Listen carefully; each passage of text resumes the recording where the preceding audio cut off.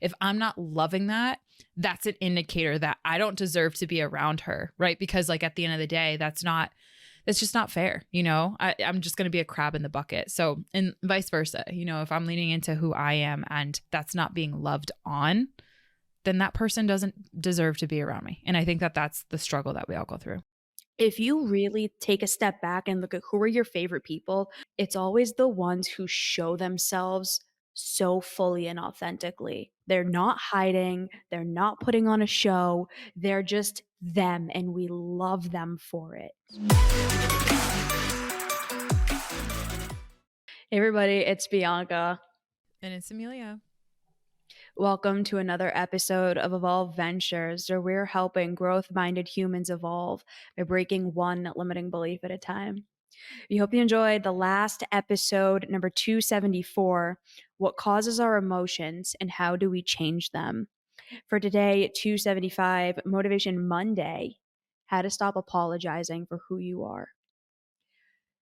There's just way too many of us who are trying to change ourselves and are trying to be someone different because we believe that we're not going to be loved for who we are, that we're too weird or we're too quirky or we're too tall or too short or too whatever. Like insert your label here, but we're too much in some regard or we're not enough in others, and we'll bargain our entire life away. We'll try to change everything about ourselves. We'll try to morph ourselves into what everybody else wants us to be because we don't believe that we're enough as we are. We think that we have to apologize for who we are in some way and be different. What we're going to be talking about today is, how do you own who the hell you are? How do you own your weird and acknowledge that you as you are enough and are worthy of being loved and are worthy of belonging, regardless of what anyone else says or regardless of that negative inner critic that you have. And to get us started, I will give a perfect example. And I was telling Emilia about this before we dove in. I have been so self-conscious about my laugh for my entire life.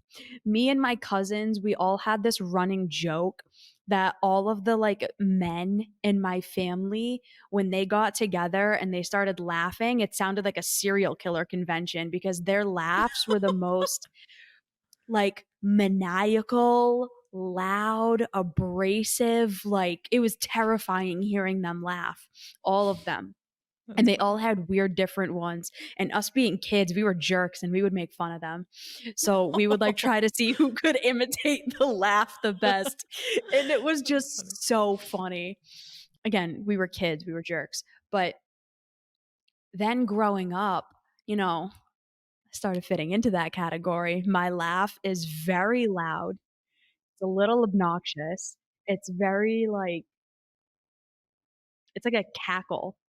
Like my sister once said that it sounds like a Windex spray bottle. Other people have sounds like different things, whatever. So I've always been extremely insecure about it. And I've tried hiding it or not laughing or trying to change my laugh a little bit because I felt really insecure about it. And there were a lot of people who said, like, you need to tone it down. Like, you're too much. Your laugh is too much. You're annoying. And I just felt so insecure about it. And I talked to Emilia about it and like other friends of mine for a long time. I was like, I feel so insecure about this. Like, I don't want to laugh. And it took maybe until last year for me to just own it. Like, okay, this is my laugh. It is what it is. It's obnoxious. I'm going to cackle. You're going to hear it all the way down the hall. And that's me. And if you don't like it, tough. That's a big jump. And I understand that. And I'm not trying to make this sound easier than it is. But we all have something. We all have that one thing about us that it's like, I don't want people seeing this, or I don't want people knowing this, or I'm really embarrassed about this and I want to hide it. And, you know, we're really here to preach, like, own your weird, because you will be loved for it by the right people. For sure. What came up, and one of my favorite joys in the world is seeing Bianca smile, like a genuine smile with teeth, and hearing Bianca laugh because when she and I first met, and if you've been a long time listener, long time lover, then we have definitely talked about this before, and you're no foe to this conversation. But when Bianca and I first met, she like would not smile because it was a very like that her conditioning was to do soft smiles, which didn't show any teeth. And there's a whole story underneath that that I won't get into, but that, and then also the laugh, it's been really cool to see your progression be. And it's just like, I like just want to wrap you up in a hug and just squeeze you because it's like you're leaning into your weird and you're owning your weird and walking the talk. And I just appreciate that so much because that's really what paves the way for other people.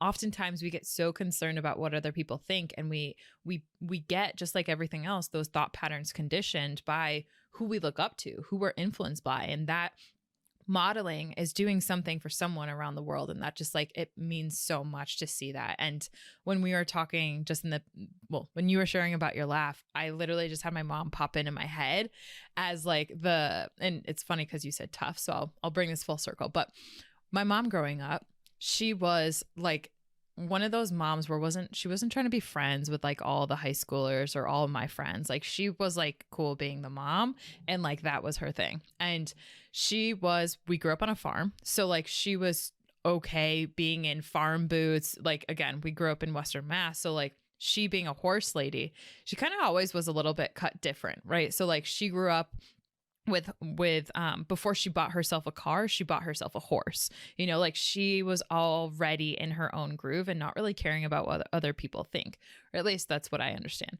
And as I saw that modeled over time, like she would literally go into a grocery store with like her muck boots on, with her like having hay on her shoulder, and like not giving a flying F about what other people thought.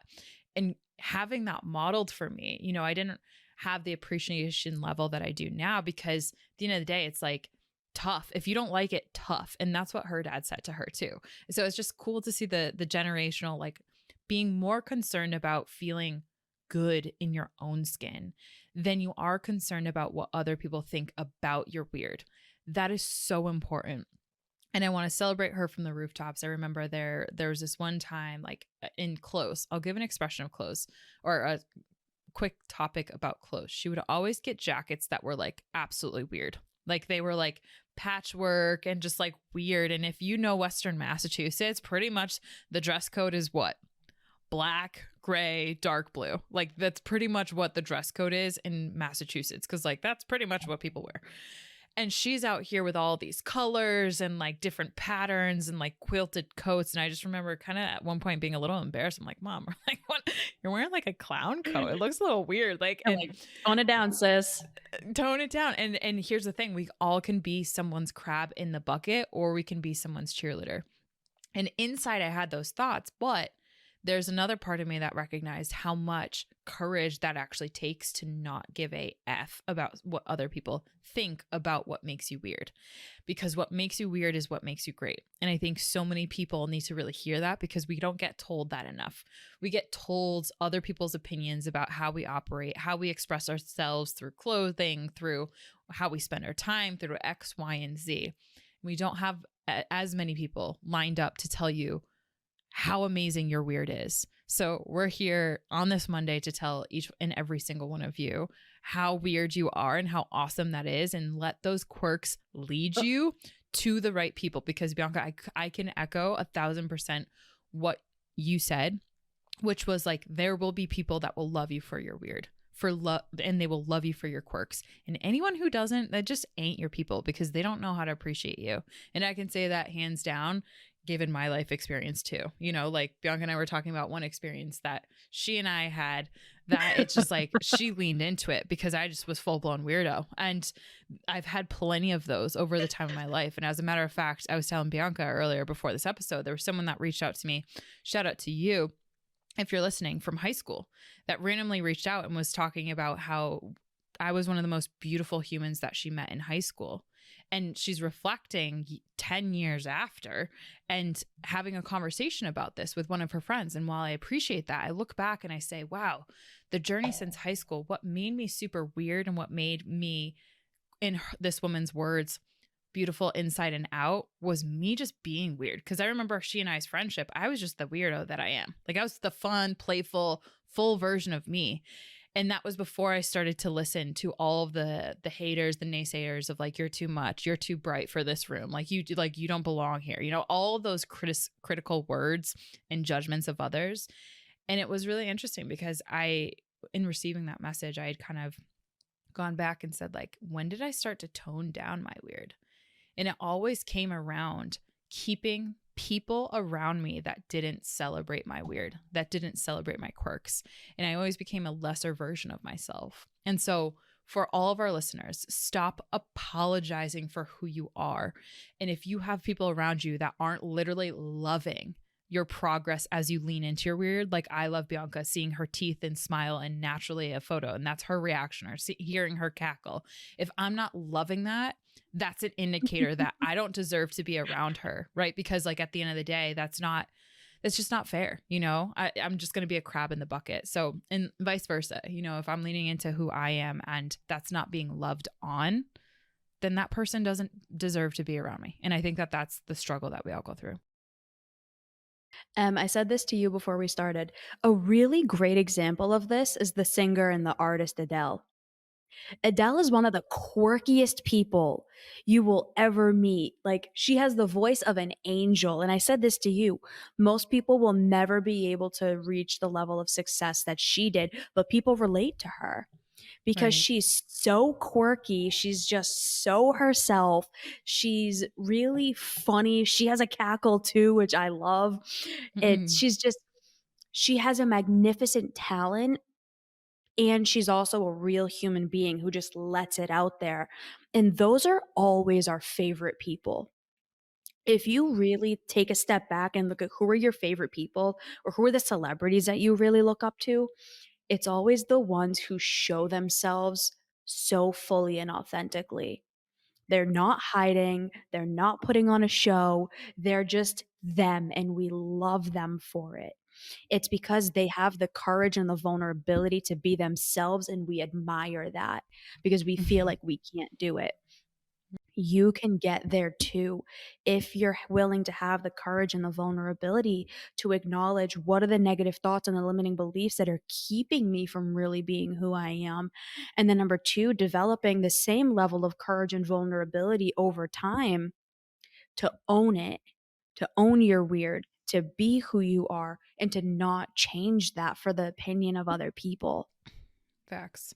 For someone who has a core belief that I'm now swapping to an empowering belief. And as you know, if you've done work around limiting beliefs, you know that it's an ever-going journey. You're ever evolving, right?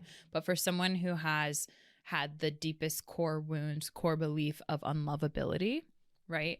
That how that showed up for me and the times that I was referring to when I did tone down my light, when I did tune down who I was, when I wasn't really sitting in and living, breathing in my weird, it was always when that limiting belief that if I am my full self, my weirdo self, this version of Emilia, then I won't be loved. It was a very simple if-then statement. So for each one of our listeners, what is the if-then statement for you?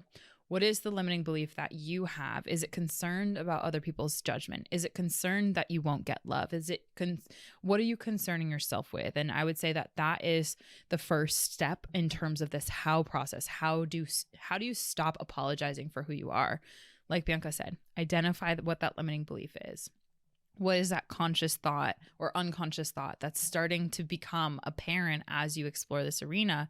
And then what is a more empowering thought? For example, for me, it was, I know I'm going to be loved. And if they're not my people, if they don't know how to show me love in this weird, they're not my people. And so what could have been a rejection is now a redirection, right? And so what is that for you? Facts. B, final takeaway, episode suggestions. Copycat. I will go for two. See, owning our weird. Look at it. All right. I have one. 245 Motivation Monday. I have one. What are your love languages? And the reason why I would suggest this for our listeners is the fact that one of the conversations that I had with a recent client, she is like struggling to own her weird. And we did the love language assessment and she realized like, oh, my number one love language is acts of service. And it's like she wasn't able to really lean into what makes her weird or what makes her unique in her partnership because she didn't have that level of self-awareness yet. And so just that one tiny piece of self-awareness of what makes you weird, i.e., what makes you you. Weird is a good thing in this whole conversation. If you haven't picked up what we're putting down just yet, weird is a good thing. Weird is different. Different is good. We love different. We love you. We love the diversity that you have. And so does the world. But like I said to this client, your partner loves you for what makes you you. And the more that you know what that is and can lean into that by admitting what your love language is and sharing that with him what it is, the more he has access to show you how lovable and how loved you really are. So that's why I put that there. B, what is yours? 255, how to handle your inner critic. Your inner critic is keeping you from being who you are, my friends. So turn it down, the inner critic, so you can turn up who you are. All right, everybody, go crush your week. Have a wonderful week, and we'll see you next time. Bye everyone.